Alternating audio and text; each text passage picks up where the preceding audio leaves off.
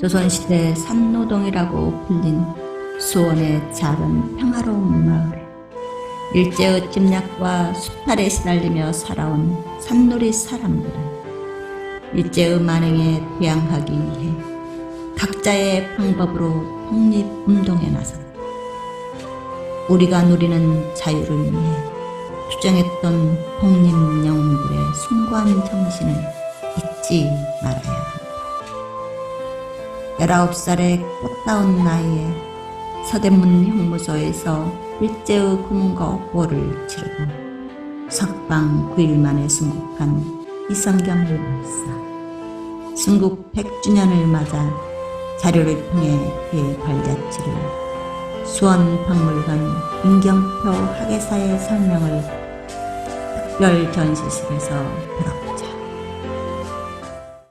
네, 올해는 그 수원 사람이 이성경 선생님의 그 순국 100주년이 되는 해입니다. 이성경 선생님은 수원면 산누리에서 태어나서 3.1 운동에도 참여를 했고 또 조선의 독립을 목표로 한 구국민단을 박선태 등과 결성해서 비밀리 활동하다가 일제 경찰에 체포됐습니다. 그리고 옥고를 치르는 중에 혹독한 고문을 이기지 못하고 가석방된 뒤 그 9일 만에 19살의 나이에 순국을 하였습니다.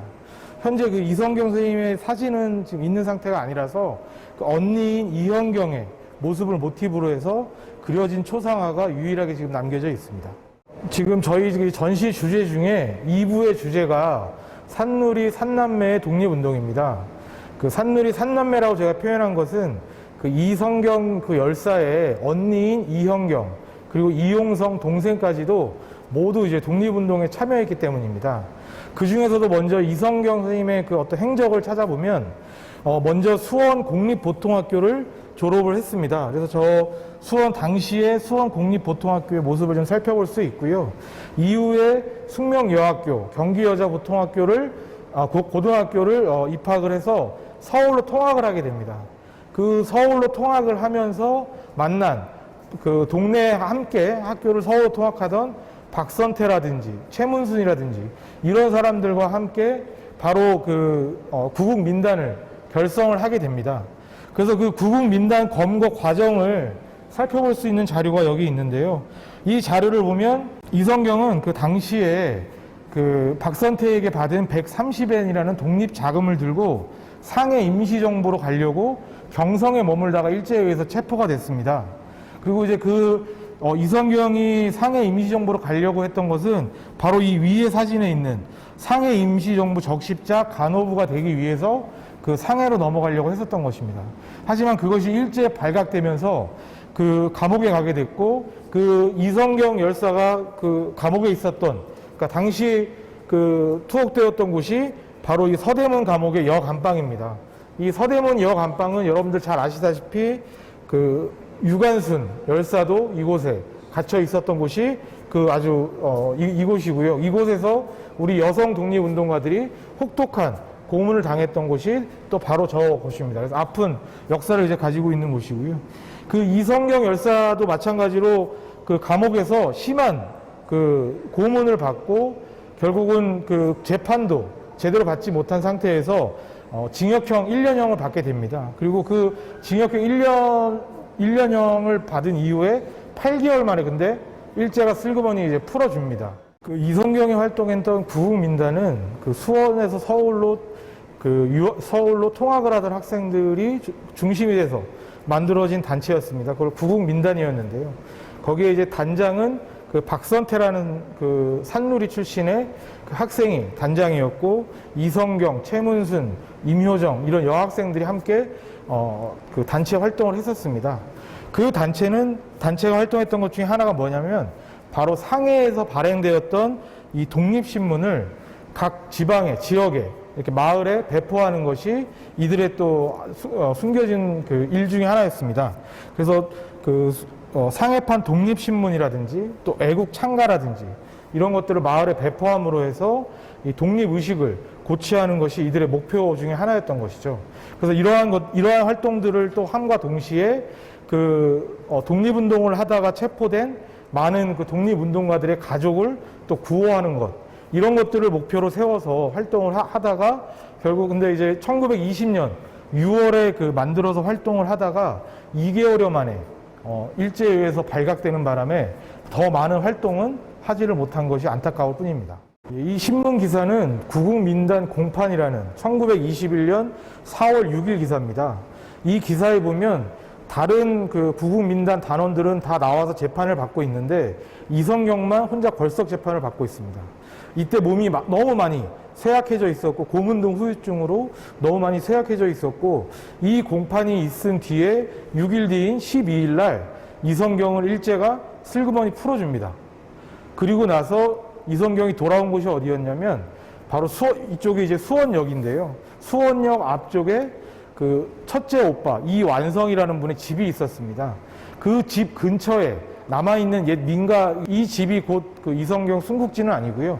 이 부근으로 추정되는 곳에 그 오빠의 집에서 그 치료를 받다가 9일 만에 숨집니다. 즉, 그 9일 만에 숨졌다는 이야기는 뭐냐면 모진 고문으로 일제가 혹시 이성경이 감옥에서 죽어서 전 민족적인 또 봉기가 일어날까봐 미리 몰래 풀어준 것이죠. 그리고 나서 집으로 돌아와서 끝내 그 제대로 이제 치료받지도 못하고 그 고문 후유증으로 인해서 순국을 하게 된 것입니다. 이성경 순국지로 보이는 것은 이 수원역 바로 앞에 있는 이 교통섬이라는 곳이 이성경의 이제 순국지로 이제 추정이 되고 있고요.